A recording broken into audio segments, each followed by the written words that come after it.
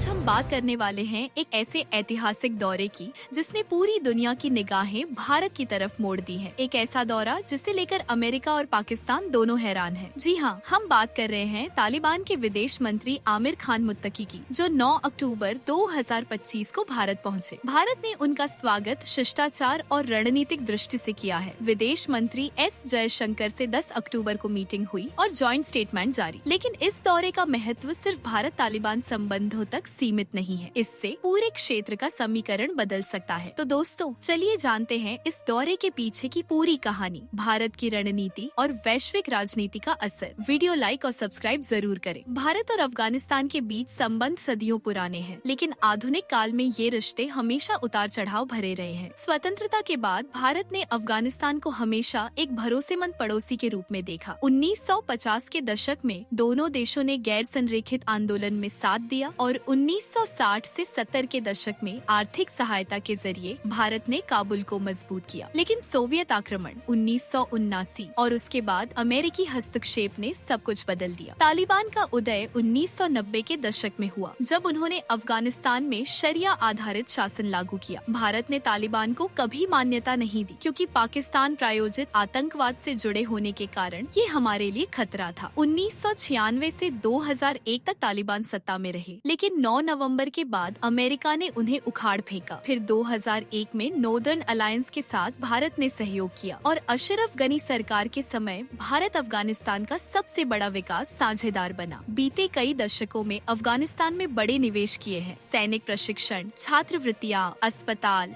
सड़क और संसद भवन जैसे इंफ्रास्ट्रक्चर प्रोजेक्ट्स। भारत ने वहाँ करीब $3 अरब, लगभग 25,000 करोड़ रुपए का निवेश किया। लेकिन तालिबान की सत्ता में आने के बाद 2021 में भारत की पकड़ कमजोर हुई। हमारी काबुल में एम्बेसी बंद हो गई और प्रोजेक्ट्स रुक गए। सुरक्षा और रणनीतिक महत्व को देखते हुए भारत ने तालिबान के साथ सीधे संपर्क बढ़ाने का निर्णय लिया। इस कदम से भारत न केवल अपने निवेश को सुरक्षित रख सकता है, बल्कि अफगानिस्तान में दीर्घकालिक रणनीतिक प्रभाव भी बनाए रख सकता है। इस यात्रा में भारत ने काबुल में अपनी एम्बेसी को फुल डिप्लोमेटिक स्टेटस देने का ऐलान भी किया। जॉइंट स्टेटमेंट में दोनों पक्षों ने आतंकवाद के खिलाफ सहयोग और आर्थिक साझेदारी पर जोर दिया। विदेश मंत्री जयशंकर ने कहा, भारत अफगानिस्तान की संप्रभुता और क्षेत्रीय अखंडता का सम्मान करता है और हम विकास के लिए प्रतिबद्ध हैं। दोस्तों, अमेरिका और यूरोप के देशों ने तालिबान से दूरी बनाए रखी है। आमिर खान मुत्तकी अमेरिका के लिए हमेशा विवादास्पद रहे हैं, क्योंकि उन्होंने 2021 में अफगानिस्तान से अमेरिकी सैनिकों की वापसी में महत्वपूर्ण भूमिका निभाई थी। UN सैंक्शंस के तहत उन पर ट्रैवल बैन था, लेकिन रूस के रास्ते आकर और अस्थायी छूट लेकर वो भारत पहुंचे। लेकिन भारत ने इस दौरे को अपनी रणनीति के रूप में देखा। इससे अमेरिका और पाकिस्तान दोनों को यह संदेश गया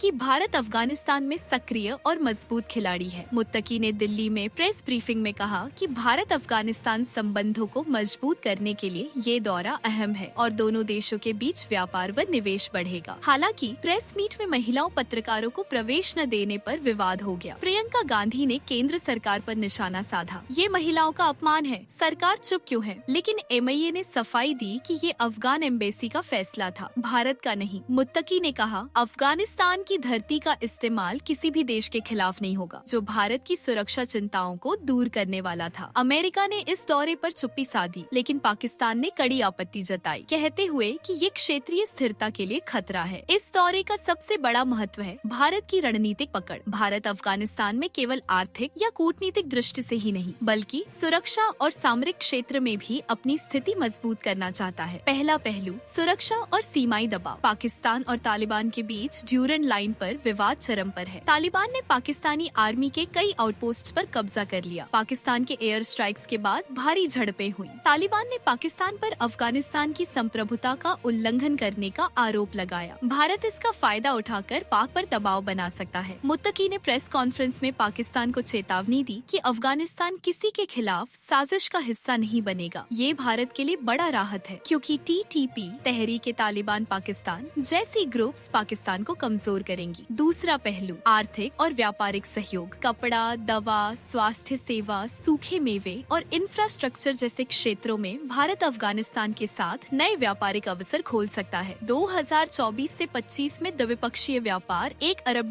से ऊपर पहुंच चुका है। मुत्तकी ने कहा कि भारत के निवेश वाले प्रोजेक्ट्स को रिवाइव किया जाएगा। होगा। चाबहार पोर्ट के जरिए भारत अफगानिस्तान को सामान भेज सकता है, जो पाकिस्तान पर निर्भरता कम करेगा। विशेषज्ञों का कहना है कि ये कदम भारत को मध्य एशिया में कनेक्टिविटी बढ़ाएगा। दोस्तों, भारत ने तालिबान के साथ संपर्क बढ़ाकर यह साबित किया कि कूटनीति और रणनीति के जरिए क्षेत्रीय संतुलन बदला जा सकता है। जब दुनिया तालिबान से दूरी बनाए रखती है, भारत बातचीत का रास्ता अपनाकर स्थिरता और विकास के अवसर बना रहा है। मुत्तकी ने 11 अक्टूबर को देवबंद का दौरा किया। दारुल उलूम देवबंद में उन्हें हदीस सनद प्रमाण पत्र दिया गया और कासमी की उपाधि से सम्मानित किया। उन्होंने देवबंद को ज्ञान की मान कहा और अफगानिस्तान आने का न्योता दिया। बिजनेस लीडरशिप से मिलेंगे। ये सांस्कृतिक टाई अप भी मजबूत कर रहा है। देवबंद दौरा खास था क्योंकि देवबंदी विचारधारा ने तालिबान को प्रभावित किया है और 15 विद्वानों ने उनका स्वागत किया, लेकिन भीड़ ज्यादा होने से पब्लिक एड्रेस कैंसिल हो गया। इस दौरे से भारत अपनी अंतर्राष्ट्रीय छवि को भी मजबूत कर रहा है। तालिबान विदेश मंत्री की सुरक्षा के लिए भारत ने विशेष इंतजाम किए। साथ ही भारत ने यह भी सुनिश्चित किया कि कोई भी अप्रिय घटना इस यात्रा को प्रभावित न करे। यहाँ तक कि प्रेस कॉन्फ्रेंस में भी सख्त सिक्योरिटी। इससे साफ संदेश गया कि भारत न केवल अपने निवेश की सुरक्षा करता है, बल्कि क्षेत्रीय स्थिरता और सुरक्षा में भी सक्रिय भूमिका निभाता है। मुत्तकी ने कहा, हम भारत में सुरक्षित महसूस कर रहे हैं और भविष्य उज्जवल है। ये द्वारा सिर्फ राजनीतिक नहीं बल्कि सांस्कृतिक भी है। देवबंद द्वारा देवबंदी आंदोलन की जड़ों को जोड़ता है, जो 19वीं सदी में भारत में शुरू हुआ और अफगानिस्तान तक फैला। मुत्तकी को हदीस पढ़ाने का प्रमाण पत्र मिलना एक बड़ा सम्मान था। भारत ने अफगान छात्रों के लिए स्कॉलरशिप्स बढ़ाने का वादा किया,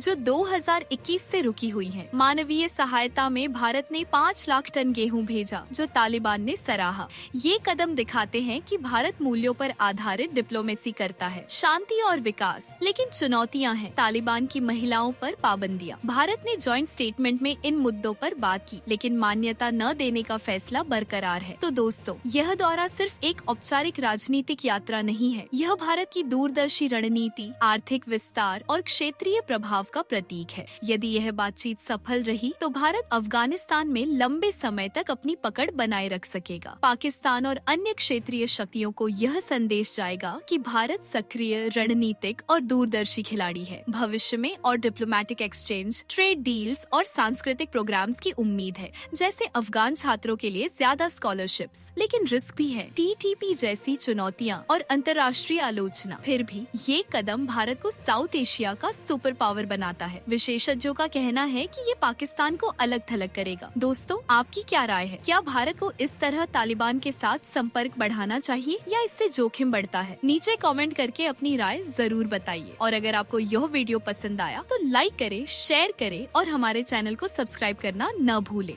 जय हिंद।